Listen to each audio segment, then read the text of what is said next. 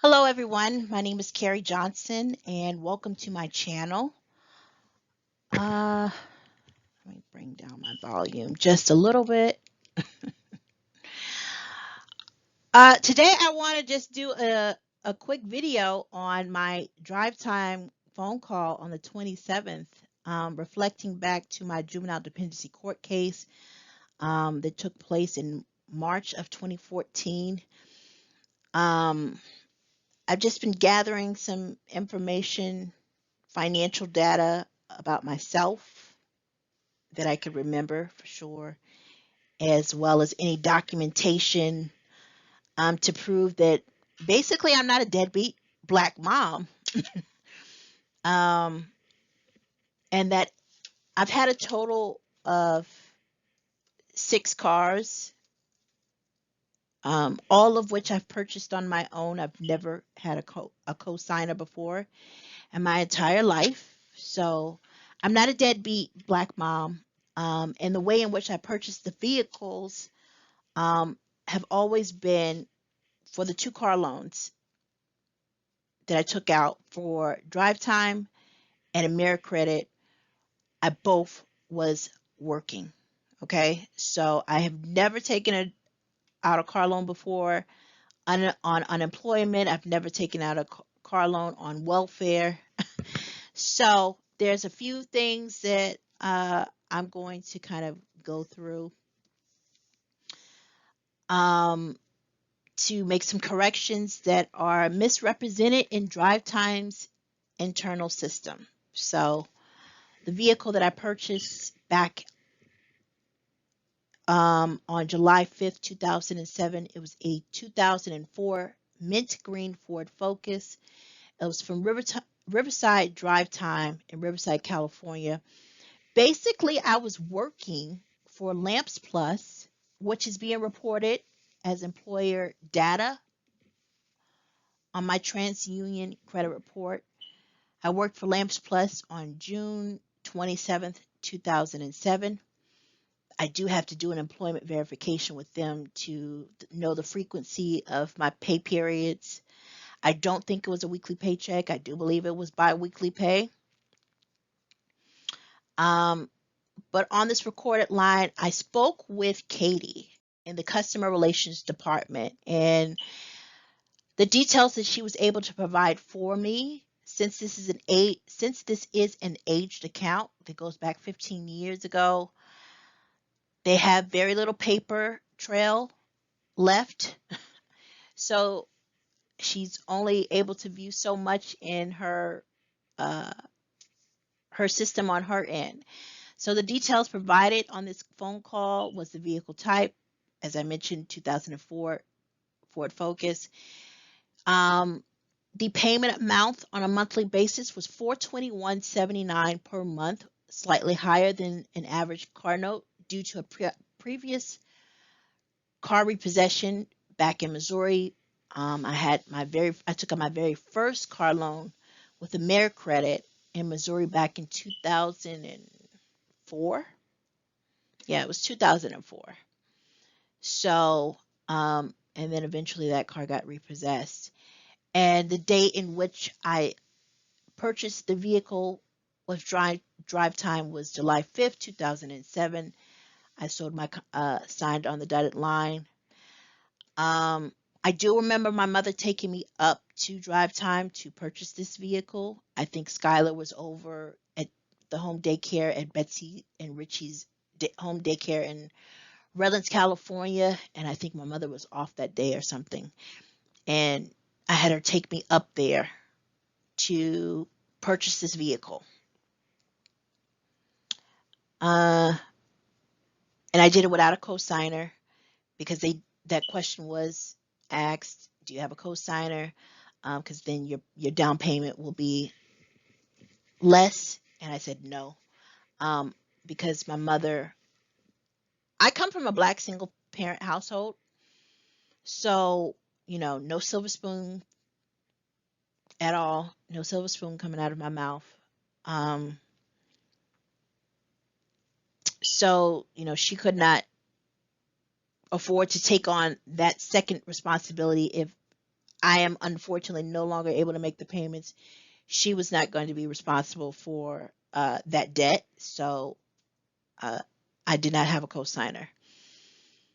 And they were running ads, guaranteed drive off the lot if you have bad credit, prior repossessions, um, little to no credit, you'll drive off the lot in Riverside at DriveTime. So I did eventually drive off the lot with that car. What happened was when I was working for Lamps Plus back in 2007, the shift that I had was a third shift. I cannot remember the time. Either what was 10:30 to 6:30 or 11 to 7. I don't think it was 12 to 8 because my mother had to be at work at 8:30 in the morning in San Bernardino, California, for a mortgage company that she used to work for out there. So basically, it was like a necessity, an urgent need for me to get a car because I was living up under my mother's roof with my toddler, living rent free, and it took me a while for me to get a job. And I would, look for a job on when she was at work, and that's if she would let me borrow her car. But eventually, I did get hired at Lamps Plus. They, um, it was an overnight shift, and I think from memory, she let me borrow her car at nighttime while she was sleeping, my daughter was asleep. Um, and then I got off work probably like 7 o'clock. Lamps Plus was not far at all from my mom's apartment in Redlands, California. The location is 9425 California Street. We lived on Pennsylvania Avenue, in a gated apartment community in Redlands, California, so it was not far of a drive for me to get there and back. So by the time I got off of work, she was getting ready for work. My daughter was just waking up um, by the time I got there, and you know, I basically was using her gas to get to work, um, that she uses to get to her job during the daytime. So it was a difficult time. Um, to coordinate, you know, she has to work during the daytime, Monday through Friday. She had a very stable job in the mortgage industry, working Monday through Friday. Um, so she would be at work during the daytime. I worked third shift overnight, get off work, drive home. My daughter was getting up for work, getting up, just now waking up, and she was getting ready for work. And I saved up probably a couple weeks paychecks before, I had her take me over to DriveTime. I said, look, I got to get a car. It's a necessity. Um, it was a very high car payment, but I needed to do it. Um, because when you are a single black mother, you must have a car. So I will say it's a need, man, to have a vehicle when you're a single parent, for sure. And it does cause friction between myself and my mother, when you're having to borrow her car, burn up her gas that she puts in her car to get to and from work every day. I don't have the down payment amount. That was not in her internal system. Katie was not able to provide that information to me. What is missing is a date of repossession. So I do believe it was 2011. I'm not quite sure, but I am going to verify that because I was accused of using my daughter, I guess. I think I was being accused of being a deadbeat black mom and using my daughter for financial reasons. And the key findings from this phone call was Katie states that under employer, she has cash aid the third of the month. What is a complete misrepresentation? I have never heard of anyone buying a car off of unemployment. Um, I don't care, but I do think DriveTime was running ads on TV saying that even if you're unemployed and you have unemployment, I think that they did approve car loans for unemployment, which is crazy to me. I don't recommend people taking out car loans on unemployment or welfare. So what ended up happening is I got fired from Lamps Plus, and I had to go back on cash aid, which was a little bit over $500 through San Bernardino, California County Office, Welfare Office. What cash aid translates to is TANF, which is temporary aid for needy families, and it was a little bit over 500 a month. And then I had food stamps. I don't know how much the food stamps were, but pretty much that cash aid went towards making car payments, which was the 421.79, which is almost all of the cash aid, and whatever was left, it went towards gas in my car. Once I got fired, it was a difficult time for me finding another job. So instead of going back to University of Phoenix, that also I do have records, my records from University of Phoenix that have me signing on the dotted line. I took a leave of absence back in 2007 to relocate, and I had to move back in with my mom. So moving back in with your parents, and this time you're moving back in with your parents with the grandchild, which is extremely stressful. Once I had, uh, I was out of her house for a couple of years in Missouri. She turned my old room into her sewing office. My mother sews. She does a lot of quilting. She does a lot of quilts. She sewed a lot of quilts at work to some of her co-workers. And when I returned back to California, I noticed that she had she invested in a lot of equipment of her own. She purchased her own sewing equipment and had all of her supplies and stuff, and had a desk set up in my old room. And she pretty much had her workspace for making her quilts and selling her quilts. So that was what she was doing. And yeah, jogging my memory back is crazy, because you never think that you would have a traumatic court case that would turn your life upside down. And when you're looking at something that may be foreseeable, to tell you to God, the honest truth, I did not see that coming.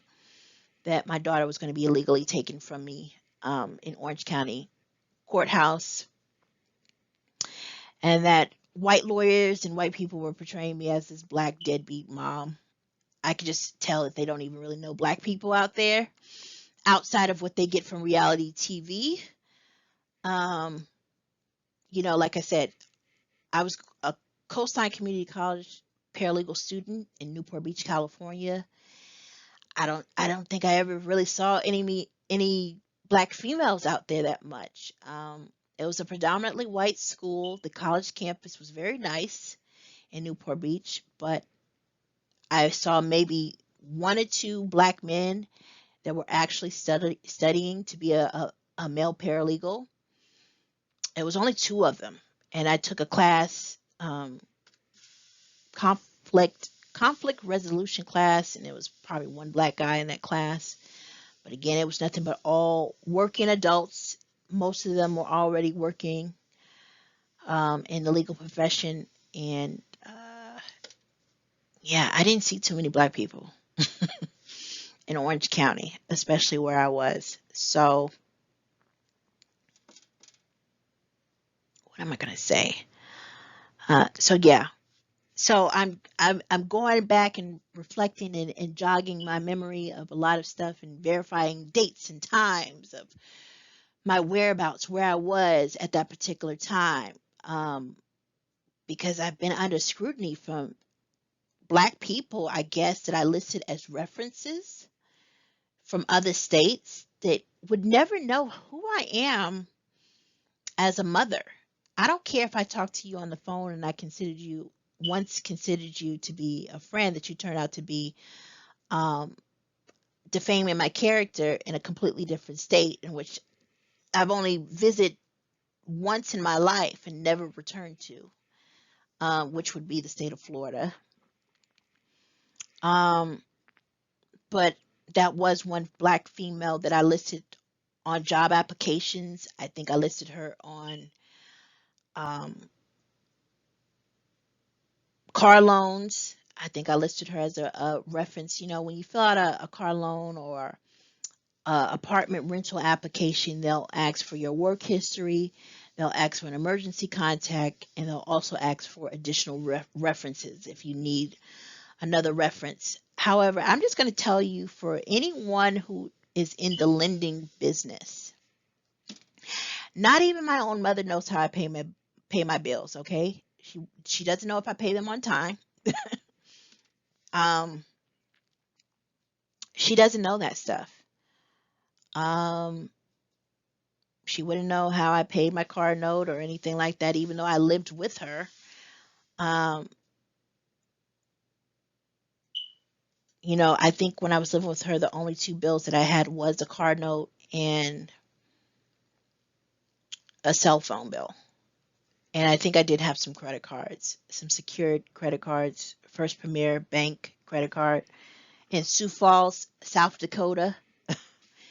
Um, so yeah, verifying all of those dates was important for me, to put a lot of stuff in writing for a judicial complaint regarding the presiding judge that originated over that California court case, where there has been some a lot of just slanderous gossip and hearsay and defamation of character, um, and misrepresentation. And I've never worked for social services, not one day in my life. I've never applied to a job for social services. I think you're domestic terrorists. I mean, I think a lot of social workers, you're idiots, and that's why some of you are unemployed. Um, yeah, but a lot of hate can come from other Black females. So that's what I would have to say. Uh, so what should have been listed in her internal system, not cash aid, third of the month, what should have been listed and how I purchased this vehicle was a W-2 employer. And my employer at the time um, was Lamps Plus. My job title was third shift loss prevention in the warehouse department. That is reported on TransUnion June 27th, 2007. So you're not dealing with a deadbeat Black mom. I am someone who actually does know how to get a job. Okay. Um, the support was that my mom was allowing me to start all over again and help me get back on my feet by allowing me to move back in her house with her grandkid, rent free. So I don't remember her ever asking for rent money from me.